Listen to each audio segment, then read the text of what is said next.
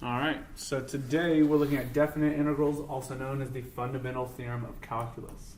The fundamental theorem of calculus says that if f and b is continuous on a and b, and f is the capital F is the antiderivative on a to b, then if we do an integral and we put a and b here on top and bottom of the integral like this, that is saying our antiderivative with b plugged in minus our antiderivative with a plugged in.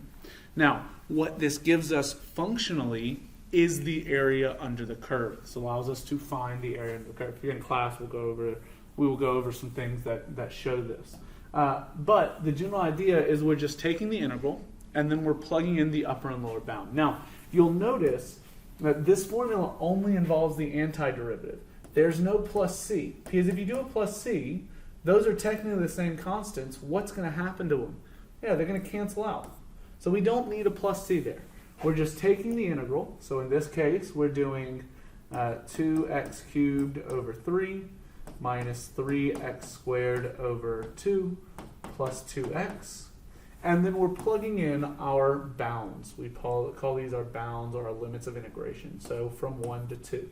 So we'll plug in 2, we'll plug in 1, and then we will subtract those. So 2 times 2 cubed over 3 minus 3 times 2 squared over 2 plus 2 times 2 minus, and then we plug in the 1. So 2 times 1 cubed over 3 minus 3 times 1 squared over 2 plus 2 times 1. And we'll subtract. So this is 16 over 3 minus 2 over 3, so 14 over 3. This is for 12 over 2 minus 3 over 2, negative 12 over 2 plus 3 over 2, so negative 9 over 2. And this is 4 minus 2, so plus 2. Now, for this, since this is a numerical answer, we do want a common denominator. So I'm going to multiply everything by 6. So that's going to be 32, that's a 14, not a 16. So that's going to be 28 over 6.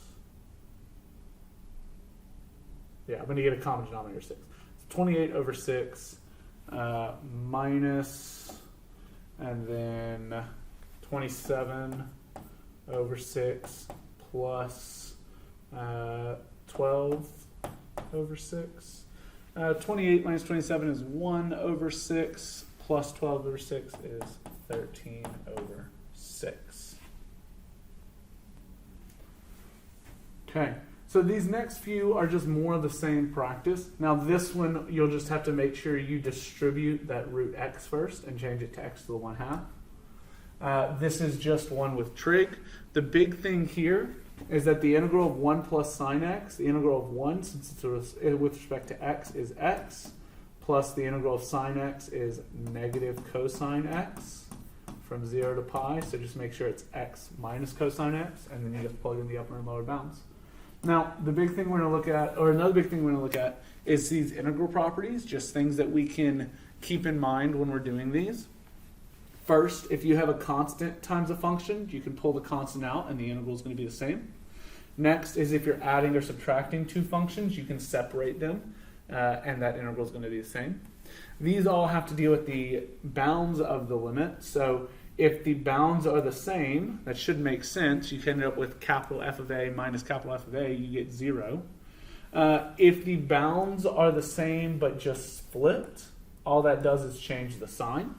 That has a few different properties that are going to be useful for us in the future. But also what this does is it says if we're going the other direction. So this, when we write the integral, it's always from the bottom to the top. So from A to B, if we change the direction and go from B to A, so we're finding the area the other way, starting at the right and ending at the left, it changes it to a negative. All right? And then this last one down here is just that it can be separated. So if you have the integral from A to B and you separate it with C, C does not even have to be in between A and B, but you separate it from A to C and then from C to B, those integrals will always add together to give you the full integral from a to b.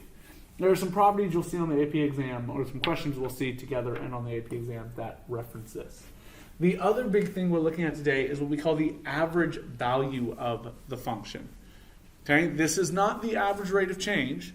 This is the average value. This formula gives you the average of whatever you plug in here. Now, this is going to be hard for some people to understand, especially when we get to particle motion. But it gives you the average of whatever you plug into that inside part. That is what you're getting the average of. So if you plug in a position graph or function into there, it will give you the average position. If you plug in a velocity function there, it's the average velocity. If you plug in a derivative function there, it's the average derivative. Okay? It's the average of whatever that function is. And so for a lot of these, it's just finding the average value on -2 to, like on the interval. So we do 1/3 plus 2, integral from -2 to 3 of 4x cubed minus 3x dx. And you just solve that integral. Just make sure you multiply by the number on the outside. Okay?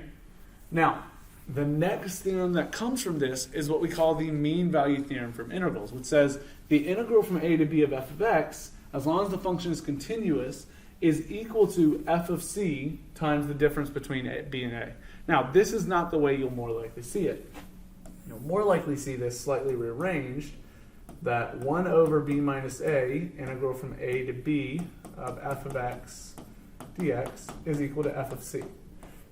Think about our mean value theorem that we originally had. It said the average rate of change is equal to the derivative. Well, what this is saying is the average value is equal to the function at some point. In other words, you can't have an average that's outside of the range of the function. Okay? Your average value is going to be equal to the function at some point. So when you see one like this, where it says find the value of c guaranteed by the MVT over the interval, it really should be the MVT, the mean value theorem for integrals. Yeah, should be the mean value theorem for integrals over the given interval. Well, what we're going to do is we're going to figure out what is the average value. So 1/2 minus -2, so plus 2, integral from -2 to 2, 4 minus x squared. We're going to find the average value, and then whatever answer we get down here at the end, we're going to set equal to f of x and find the x value. Okay? All right. Did that pretty quickly, but remember these videos are just short, covering the general idea of the topics. If you have any questions, you can come ask. I'll see you all in class.